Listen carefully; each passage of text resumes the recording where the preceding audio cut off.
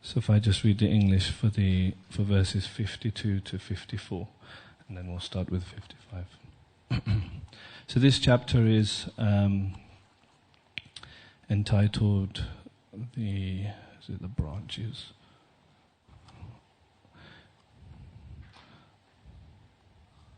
So this chapter is explaining the different branches of Sri Nityananda Prabhu. So it's describing the most prominent followers of Sri Nityananda. Lord Chaitanya is like the main trunk of this tree, devotional tree. And the heaviest branch that comes from this trunk is Lord Nityananda, because he's so full of Krishna Prem. And from him so many other devotees, so many other prominent devotees came. So it's described like a tree. So Nityananda is the main branch that comes from the main trunk. And then there's so many devotees following him. So among the devotees of Lord Nityananda Prabhu, Pitambar was the 64th, Madhavacharya the 65th, Damodar Das the 66th, Shankara the 67th, Mukunda the 68th, Gyanadas the 69th, and Manohar the 70th. Verse 53. The dancer Gopal was the 71st, Ramabhadra the 72nd, Gaurangadas the 73rd, Nishinga Chaitanya the 74th, and Minaketan Ramdas the 75th. Purport. The Gaura Ganodesha Dipika, verse 68, describes Minaketan Ramdas as an incarnation of Sankarshan. Verse 54. Vrindavan Das Thakur, the son of Srimati Narayani, composed Sri Chaitanya Mangal, later known as Sri Chaitanya Bhagavat. Text 55. Translation. Srila Vyasadeva described the pastimes of Krishna in the Srimad Bhagavatam. The Vyas of the pastimes of Lord Chaitanya Mahaprabhu was Vrindavan Das. Purport by Divine Grace Srila Prabhupada Ki. Srila Vrindavan Das Thakur was an incarnation of Veda Vyas and also a friendly cowherd boy named Kushumapid in Krishna Lila. In other words, the author of Sri Chaitanya Bhagavat, Srila Vrindavan Das Thakur, the son of Shivas Thakur's niece, Narayani, was a combined incarnation of Veda Vyas and the cowherd boy Kushumapida. There is a descriptive statement by Srila Bhaktisiddhanta Saraswati Thakur in his commentary on Sri Chaitanya Bhagavat, giving the biographical details of the life of Vrindavan Das Thakur. Om Jnana-timirandasya Jnananjana Shalakaya Chakshurunmilitam Jena Tasmai Shri Gurave Namaha Shri Chaitanya Manobhishtam Stapitam Jena Bhutale Swayam Rupa Kadamayang Dadati Swapadantikam Vandeham Shri Guru Shri Yuta Padakamalang Shri Gurun Vaishnavangscha Shri Rupam Sagrajatam Sahagana Raghunatan Vitam Tam Sajivam Sadvaitam Savadutam Parijana Sahitam Krishna Chaitanya Devam Shri Radha Krishna Padan Sahagana Lalita Shri Vishakan Vitangscha. He Krishna Karuna Sindhu Dinabandhu Jagatpate Gopesha Gopika Kanta Radha Kanta Namostute Tapta Kanchana Gaurangi Radhe Vrindavaneshwari Vrishabhanu Sute Devi Pranamami Hari Priye Vanchakalpatarubhyascha Kripa Sindhubhyevacha Patitanam Pavanebhyo Vaishnavebhyo Namo Namaha Namo Om Vishnu Padaya Krishna Prastaya Bhutale Shrimate Bhaktivedanta Swami Niti Namine Namaste Saraswati Deve Gauravani Pracharine Nirvishesha Shunyavati Paschatya Deshatarine Jaya Shri Krishna Chaitanya Prabhu Nityananda Shri Advaita Gadadhar Shiva Sari Gaura Bhaktivinoda. Everyone hands in the air. Hare Krishna Krishna Krishna Hare Hare Hare Ramo Ramo Ramo Hare Hare. Again. Hare Krishna, Krishna Krishna, Hare Hare, Hare Rama, Rama Rama, Hare Hare. From the heart. Hare Krishna, Krishna Krishna, Hare Hare, Hare Rama, Rama Rama, Hare Hare. Vishnu Padaya Krishna Prasaya Bhutale Shimata Jayapataka Swami Nitanam Ninam Chajapadaya Nitai Kirtan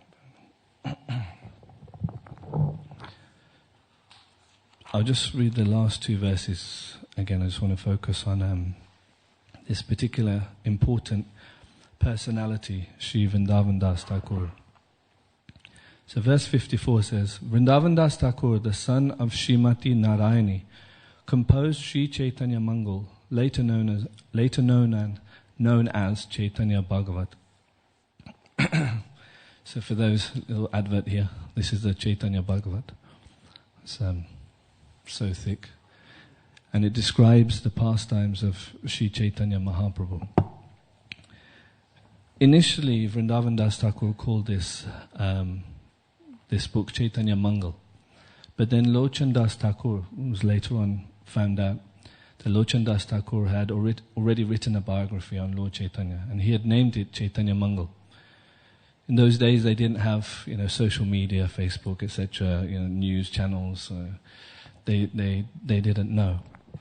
So many of the leading Vaishnavas got together, and they had to make a decision. So they aptly named Vrindavan Das Thakur's book. They changed the name to Chaitanya Bhagavat.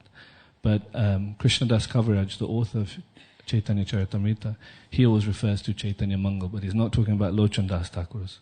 He's talking about this book, Chaitanya Bhagavat, which is why Prabhupada says later known as Sri Chaitanya Bhagavat. Text 55. Srila Vyasadeva described the pastimes of Krishna in the Srimad Bhagavatam. The Vyas of the pastimes of Lord Chaitanya Mahaprabhu was Vrindavan Das. So just as Vyasadeva wrote the Srimad Bhagavatam, so Vyasadeva incarnated again in the pastimes of Lord Chaitanya Mahaprabhu as Vrindavan Das, and he wrote the Bhagavatam of Lord Chaitanya, Chaitanya Bhagavat.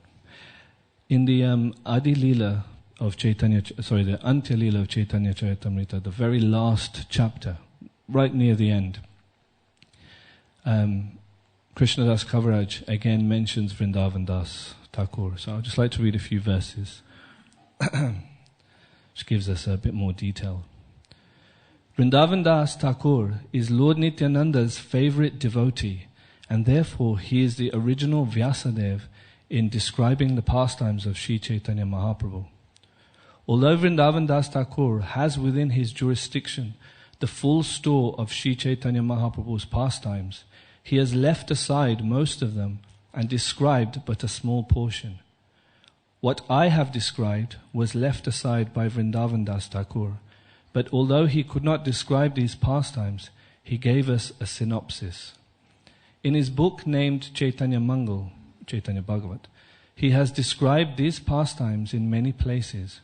I request my readers to hear that book, for that is the best evidence. I have described the pastimes very briefly, for it is impossible for me to describe them in full. In the future, however, Veda Vyas will describe them elaborately. So, if we do a comparison between Chaitanya Charitamrita and Chaitanya Bhagavat, Vrindavan Das Thakur has written many of the pastimes of Sri Chaitanya Mahaprabhu, and he focused on Lord Chaitanya's earlier pastimes and middle pastimes, where he started the Sankirtan movement, and didn't focus so much on the Antya Lila, the Lord's pastimes in Jagannath Puri, very much. So Krishnadas Kaviraj, who's written Chaitanya Charitamrita, fills the gaps. Right? He explains all these other pastimes. But he also backs up all the pastimes with philosophy, as you are aware. Those of you who've been coming to classes, or those of you who have read Sri Chaitanya Charitamrita will know that there are a lot of philosophy, there's a lot of verses quoted from other scriptures also within here, to kind of give the foundation of Lord Chaitanya Mahaprabhu, giving evidence of why he does what he does, who he is, who Lord Nityananda is, who these different devotees are. Whereas Chaitanya Bhagavat purely focuses on the story, on the actual pastime, like the story, what Chaitanya Mahaprabhu did. And it's a very, how should I say, very emotional, right? There's a lot of emotions involved between love between the Lord and his devotees in Chaitanya Bhagavat.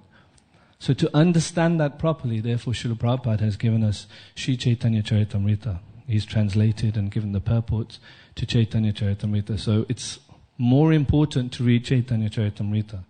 However, I would recommend you read them side by side, because Chaitanya Bhagavat really goes in, once you've read the pastime in Chaitanya Charitamrita, if you then read it in Chaitanya Bhagavat, it's like another level. So it's so sweet. Jai Shri Shri Radha Gokulananda Gonitai Sitaram Lakshmana Hanumanji Ki Jai. So Vyasadeva has come especially to write these pastimes of Lord Chaitanya, just as he wrote the pastimes of Lord Krishna. And Srila Prabhupada also has come, or came, and wrote so many books, spent so much time and energy writing books.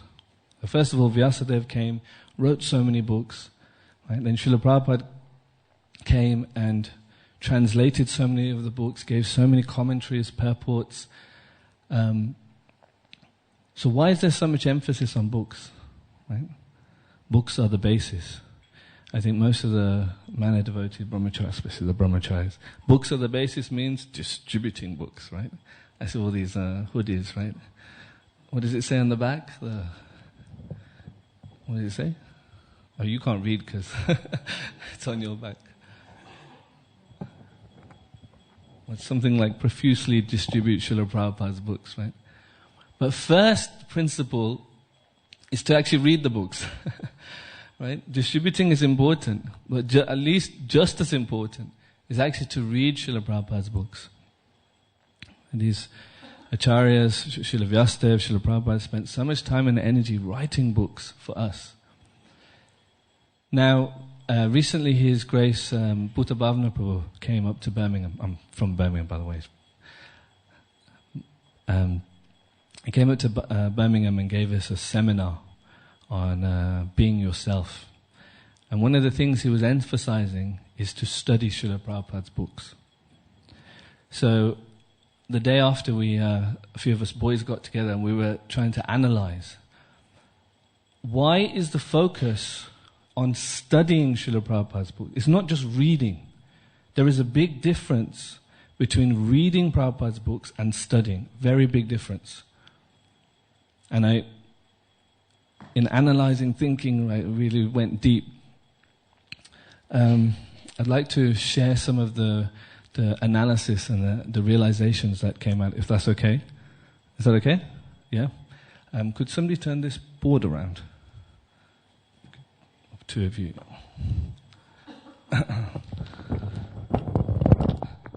So they say a picture paints 1,000 words. So I have a little diagram here, which will help us, right? Which will help us to analyze. Oh, don't worry, I'll fill in the blanks. See, when we read Srila Prabhupada's books, when we just read, the words kind of flow through us. We just, skimming over the words, and still it's very purifying. To read Srila Prabhupada's books is always purifying. But there's something that happens when we study Srila Prabhupada's books that doesn't generally happen when we just read. Oh, thank you, yes. There's something that happens when we study Srila Prabhupada's books that doesn't happen when we just read. How many people, many devotees, they start reading a book, especially that they enjoy, right? But they either don't finish or they eventually it fizzles out, right? We would have that mode of passion. Yeah, come on, let's read Prabhupada's books. Read. Oh, this is boring, right? I'd much rather watch TV or whatever, right? Let's be honest. Because there's something that is missing. So what is that something? So first I wanted to explain about the workings of the mind. Because when you understand this, then you can really understand what is the difference between reading and studying.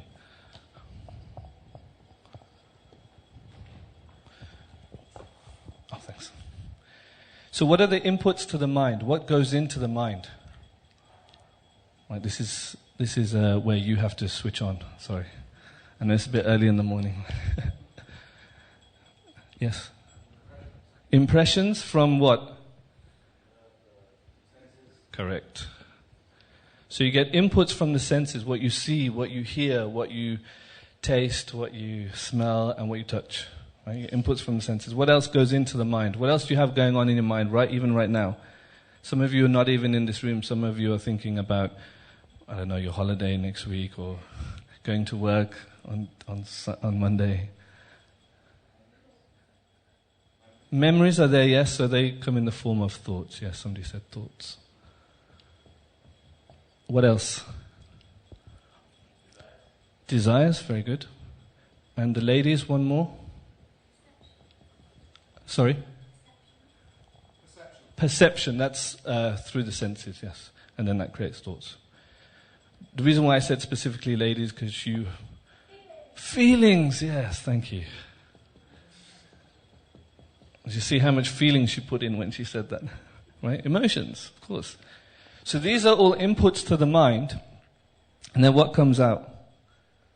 What eventually comes out? Some action, that's right. We have our actions, right? And then of course we have more thoughts, desires and emotions.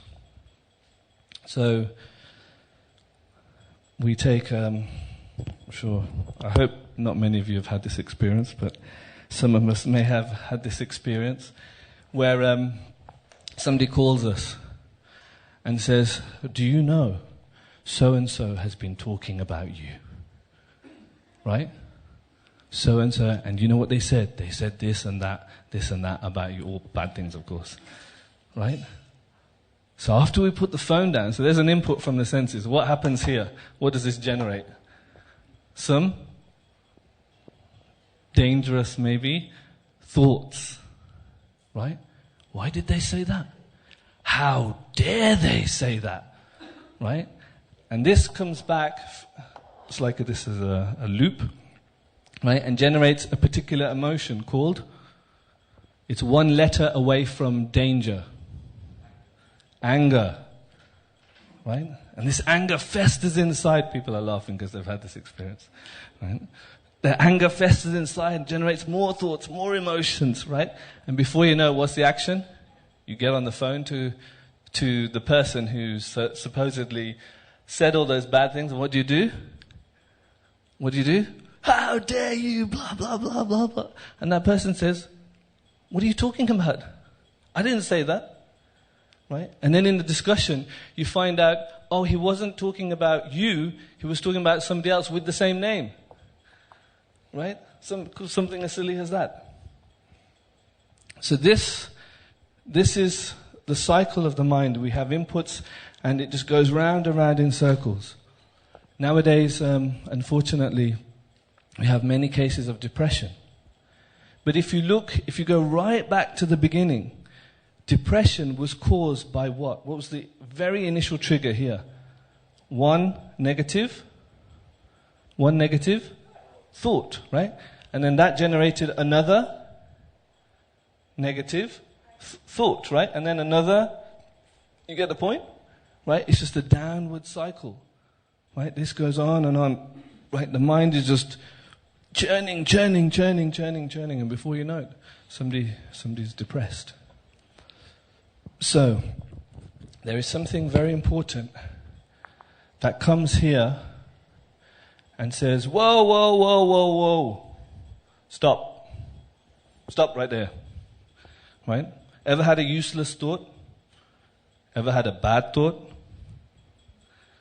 Right? Or a negative thought? Yes. So what do you do about it? Something must come in and say, stop. This is a useless thought. This is a bad thought. What is it? Very good. Give him a round of applause. Intelligent. Krishna says in Gita, verse in chapter 3, I forget which verse, but he says, higher than dull matter are the working senses. Higher than the working senses is the mind. Higher than the mind is intelligence. So this is the reason why he says intelligence is higher than the mind, because the intelligence kicks in and says, whoa, this thought, this emotion, this desire is not useful, is not good for me. Right? Many of those of you who have been through exams will, I'm sure, know this, be able to relate to this experience where you're sat there trying to revise and it's a really boring subject and the mind goes, what's on TV? Right? Those of you who are Indian-bodied, very passionate about cricket, right? There's a cricket match or football going on at the same time, right? So your mind says, let's go watch some TV. But what does your intelligence have to say? What does your intelligence have to say? Stop! Keep your bum firmly fixed on that seat and revise it. Because if you don't revise, you're going to fail the exam. The mind is always looking to please the senses. Always. You give it an inch, it will take a mile. Right? Those of you who go on book distribution will know this very well.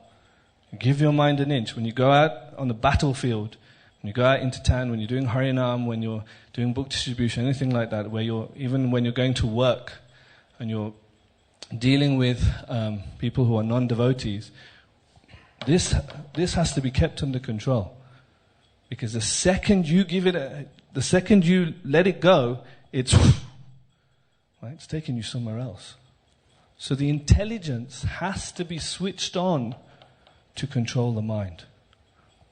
Right? And what empowers the intelligence? What gives intelligence its sharpness, its power, its strength? What is it? Knowledge, yes. What are you getting right now?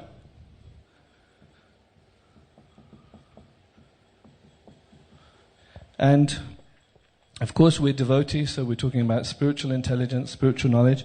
Where do we get spiritual knowledge from? From? Yeah, books. From the scriptures. This is why Srila Vyasadeva, Srila Prabhupada and our acharyas have written so many books. Not so that we read the books. The idea is that these scriptures give us knowledge which then empowers our intelligence. There's a big difference between reading and studying, because when we are studying, this gets activated. If this is not activated, your mind is still, there's some purification, like I said, but it's not controlling the mind.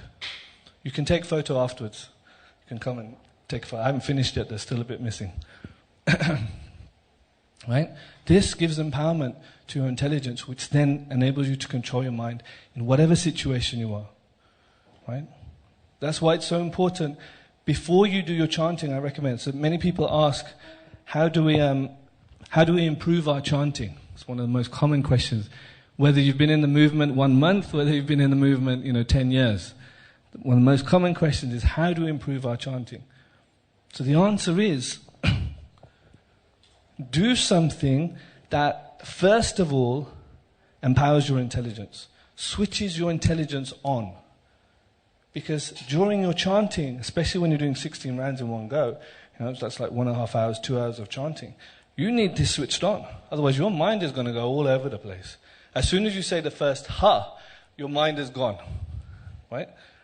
Your intelligence is the thing that will come in and say, hey, no, focus on hearing the name. Focus on hearing the name. It's your intelligence that tells us that. So what could you do to activate the intelligence. This is why we recommend. Study Srila Prabhupada's books. Even if you study for 5 minutes, but really study Srila Prabhupada's books, it activates your intelligence, empowers you with knowledge and activates your intelligence. Then when you go out in book distribution, then when you go out to work or out on Harinam, right, with your intelligence switched on, you're much more powerful and able to control your mind. So there's a nice seminar. Oh, let me just finish off. So there's one there's one other aspect here. Where else do we get knowledge from? So yes, sometimes we get it from the books, but there's one other place where we get it from, especially as devotees. Say again? Spiritual master? No, that even, yeah, we can have another thing there. Scriptures, spiritual master, yes, other people, other devotees, but somebody said it? Super soul! So, you know, this is a sign of Superman. So we say, super soul. Right? Tesham satata yuktanam bhajatam pritipurvakam dadami buddhi yogam tam yena mamupayantite. Right? So super soul gives us the understanding by which we can then come to him. Sometimes we get direction, guidance from super soul directly. So this channel here at the moment generally is quite weak. But the more we read, the more we study Srila Prabhupada's books, the more this channel here becomes open. It's like a mobile phone reception, right? Yeah, we've all had experience, right, going on the underground, right? Right, reception cuts out, right? Can't hear very well. So to make this reception with Super Soul clearer, this is why we need to study Srila Prabhupada's books. How many of you have had the experience where you're going through some chanting, something's going on, you need some answer, and you just say, okay, now maybe I should just read something, right? You open the book, and it's like the book is talking directly to you, to making a point, right? And is answering that point that was disturbing you directly, right? How many of you had that experience? Right? I know I have, many times, right? Or you have a question, you think about something, and then later on you keep reading, and then the answer just slaps you in the face, right? So this is Super Soul. Sometimes Super Soul talks to us directly, gives us that knowledge and empowers our intelligence to then control our mind and make good decisions. So this is this whole thing is nicely portrayed in the Bhagavad Gita. If you read chapter 1 of Bhagavad Gita, chapter 2, what's the state of Arjun's mind? He's faced with the very difficult task of killing his relatives. So here in his mind, there are so many conflicting emotions going on. So many conflicting emotions. Yes, I need to do my duty, but how can I kill my guru? How can I kill my grandfather, Bhishma Dev? Right? So many conflicting emotions going on. So what does Krishna do? Right?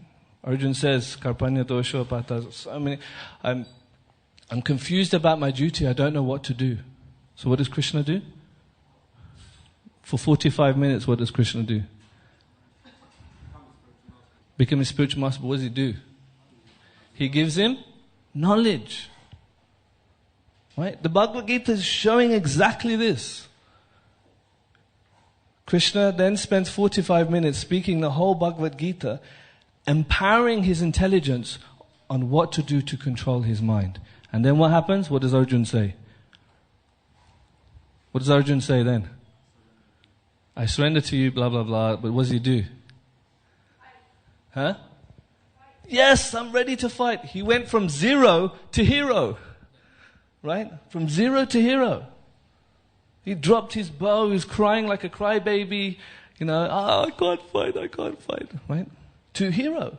He won the battle in the end.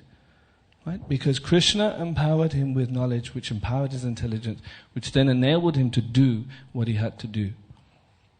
So the next question is, Yes, we want to be empowered as well. The next question is, how do we study Srila Prabhupada's books? So His Grace Bhutta Bhavana Prabhu has given us a nice 4-step formula.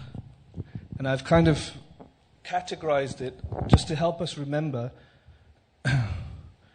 We've got it as a word, and I've added 3.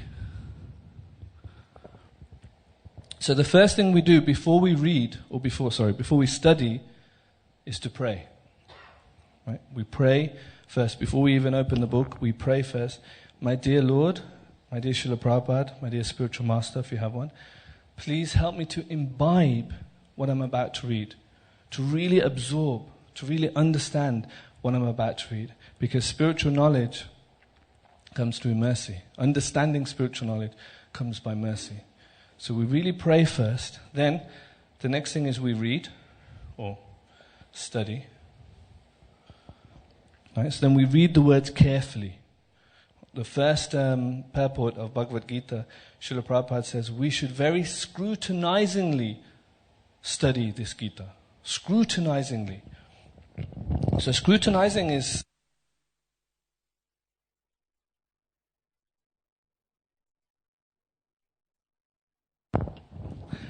to really analyze every word. One devotee was reminding me of the story where, Srila Prabhupada, he has his dictaphone, and every night he would be translating all the books, and then he would give the recordings to the editors. So one time for 2 days, there was no material. So the editors went to Srila Prabhupada and said, Srila Prabhupada, is everything okay? Srila Prabhupada said, yes, everything's fine, but I'm just thinking of which word to use. 2 days, there was no material because thinking of which one word to use in this purport. This is how much we should scrutinize. This is how much we should study Srila Prabhupada's books. Even one sentence, you could spend 2 hours discussing it. We've done it. There was one sentence of negative instruction. Prabhupada made one. We spent 2 hours just discussing that one sentence. Right? This is how deep our Srila Prabhupada's books are our scriptures. And when we study, when we specifically study, so E stands for examine. Really scrutinize. Really look at every sentence, look at every word. Right? Because when you do this part, what happens? You get knowledge even from reading. What's the difference between studying and reading? What happens? You activate the intelligence at this part. Reading doesn't activate the intelligence necessarily. Right? This is the difference. Even what I'm doing right now is I'm asking you questions. So you're having to think. You're having to use your intelligence. Right? This is how to activate the intelligence. So even while you're reading, you examine, you ask questions. Why does Srila Prabhupada say this? What does he mean by this? Devotees should be compassionate to all living entities. What does compassionate mean? Why should we be compassionate to all living entities? I don't know somebody. Why should I be compassionate to them? Right? Joe blogs on the street. There's so much depth to what Srila Prabhupada said, but we just read that in 2 seconds, and next sentence, next sentence, next sentence. We're not absorbing, we're not stopping and really engaging this intelligence. Right? So you can also say, examine and engage the intelligence. So then finally, after we've studied, you can make notes, you can ask questions, and even if you don't know, find the answer to the question, that's okay, write it down, and then we can ask somebody later. Right? Cannot find out or the answer will come later, but the point is your intelligence is hungry to find out the answer. Right? This is the difference. And then the final thing that Bhutta Bhavana Prabhu was saying. So the final thing is close the book and then you guess. Practice? Yep. Actually, that's going to come later. You pray again. Except this time, you pray, you close to say thank you, show your gratitude, and again to try and follow it. So then the next ARE is then to practice. So then you try and take some action on what you've learned. Prabhupada says, Devotees should be compassionate to all living entities. Okay, so the next time I see a cat, I say, Hare Krishna. Right? Be compassionate. Next time I see a tree, I'll say Hare Krishna to the tree. Because Srila Prabhupada doesn't just say, be compassionate to the human beings. He says to all living entities. That means even when I see a tree, I should be compassionate. Right? See how much depth there is? But when we just read, you'll skip over, you won't make that connection. So we then take action on what we've examined. And then R stands for, I forgot what R stands for now. Sorry? Realization? Yeah. Realization, thank you. I'm glad I did. See, Krishna made me forget, so that I thought of a different one, but that's better. Right? Realization, yes. Right? Because what's the realization? The realization is, yes, Srila Prabhupada is correct. Right? Because when you follow the instructions of Guru, that's when the mercy comes. Right? When sometimes people say, is it better to chant one round, but chant that one round with so much love, so much devotion, right, than to chant 16 rounds, but a little bit rushed? So the answer is, it's always better to chant 16 rounds. Always. Because when you chant 16 rounds, you are following the instructions of Srila Prabhupada. What happens? The mercy that comes in. Even if somebody's chanting 15 rounds, it's not linear. It's not like, okay, if you chant 2 rounds, you get this much mercy. If you chant 4 rounds, you get that much. You chant 15 rounds, you get that much. When you chant 16 rounds, it's like this. Whoosh, exponential. It's off the scale, because when you follow the order of Guru, the mercy comes rushing. So when you're examining, when you're studying Srila Prabhupada's books, and then you follow, you'll get so many realizations. Thank you for that word. Right? And then finally, we have E, which is empowered intelligence. Don't leave home without it. Right? Empowered intelligence. So this is what we want to be as devotees. We want to be empowered devotees. There's a reason why Vrindavan Das Thakur, Krishna Das Kaviraj, Srila Prabhupada have written so many books. Not for us to just read them, to actually really go deep and study them, get realizations, and transform our lives. Right? To really transform. If we're not doing something different, we're going to get the same results. If we want a different result, that means we need to do something different. So when we do this every day, especially I recommend to do it in the morning. If those of you who go to work or go on book distribution, if you can do this in the morning before you go out, you watch how different your day is. Right? And I'll say from personal experience, when I haven't read before going to work, and I do read before going to work, it's a totally different thing. At work I'm like, right? So mind is so much clearer, so intelligence is so much sharper when you study before going out. So don't leave home without it. So prepare, that's what it stands for, to help you remember. But these 4, especially when you sit down to study, you do these 4 things. So pray, you then read very carefully, then you examine, ask questions, and then when you finish again, you pray. And that way you activate the intelligence.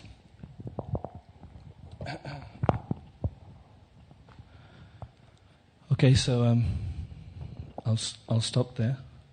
If there are any comments, questions, criticisms, please go ahead.